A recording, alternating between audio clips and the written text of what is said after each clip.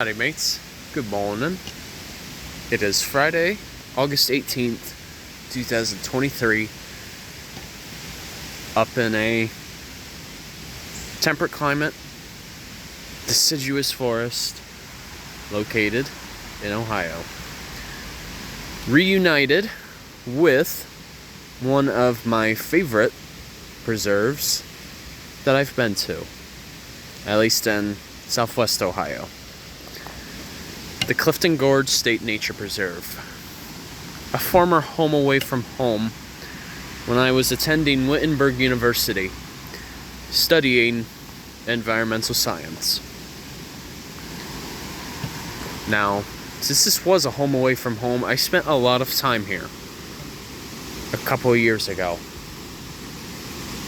I used to come here nearly every weekend, volunteering, providing interpretive tours.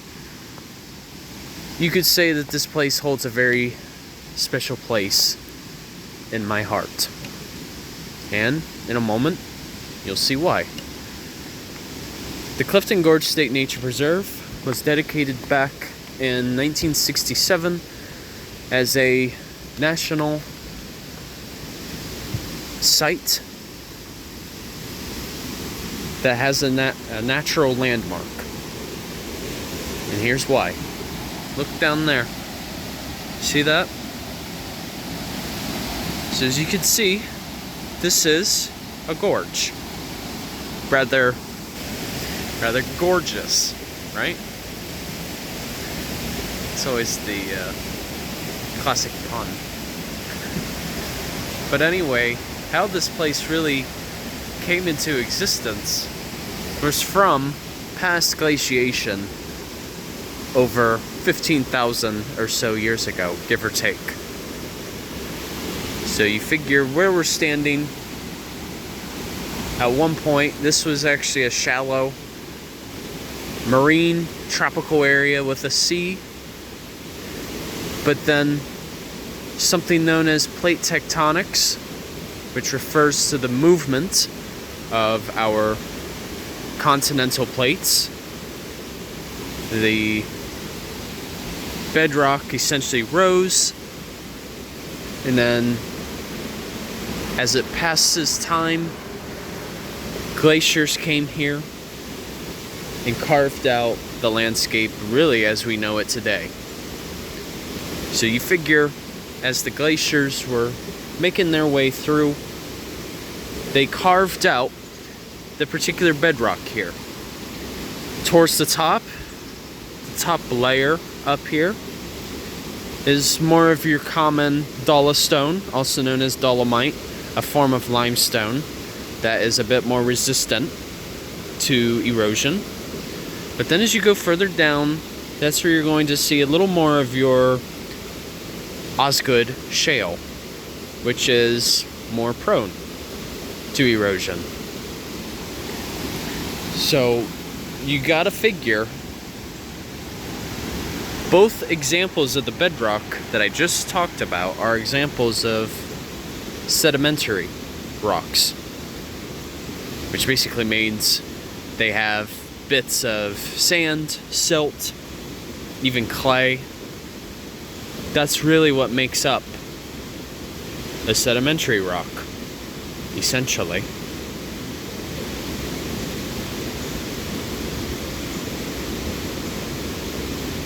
But yeah, just listen to that. It's just a great example of how water can really shape a landscape over the course of thousands, if not millions of years. I just want to show you guys a little better perspective. So I'm going to point this out to you guys, as a matter of fact. See that tree? Right here? It's a great example of something known as northern white cedar. And the thing is, with northern white cedar, you would normally find this in a more boreal forest, that would be further up north, you know, especially in Canada. But you got to figure the seeds of these trees made their way down here because of glaciers. Yeah, there's some more examples out here. But given that, you know, we have a gorge, it stays relatively cool throughout the year. And because of that, it creates its own little microclimate. And since it does stay relatively cool for most of the year, as a result, the northern white cedar that requires a colder climate, they're able to survive here just fine. Good. Yep. So essentially this is the Little Miami River, and essentially really you got to thank glaciation as a result.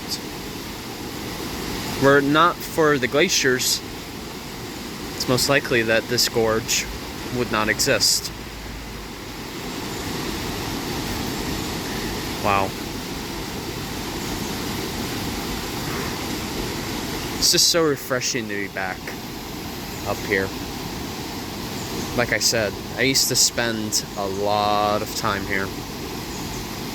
So really, some of the knowledge that you're getting from me, I have it basically by memory, because I got to know the place so well. But anyway, really, if you are ever in Greene County, that's where we are, near Yellow Springs, you guys should definitely take a chance to come here. The nice thing is, you probably heard me say the difference of a state nature preserve versus a state park. The difference is, with state nature preserves, they're usually managed by the Ohio Natural Areas and Preserves Association, which I mistakenly said earlier is part of the Ohio Department of Natural Resources. They're actually two separate entities. With a state nature preserve, you can't have any form of recreation whatsoever. So in other words, this is completely in its natural state. They have policies for invasive plant removal, and no one can be here recreationally, whether that's boating, kayaking, canoeing. You can't do that here. As I said, it's in its complete natural state. Whereas a state park, on the other hand, does allow recreational opportunity. So, I'm sure you heard me say those two different things, but I didn't really explain what the difference. So, alright you guys, take care, have a good one, and of course, Journey on a Journey is onwards and feels refreshed at the same time. Take it easy.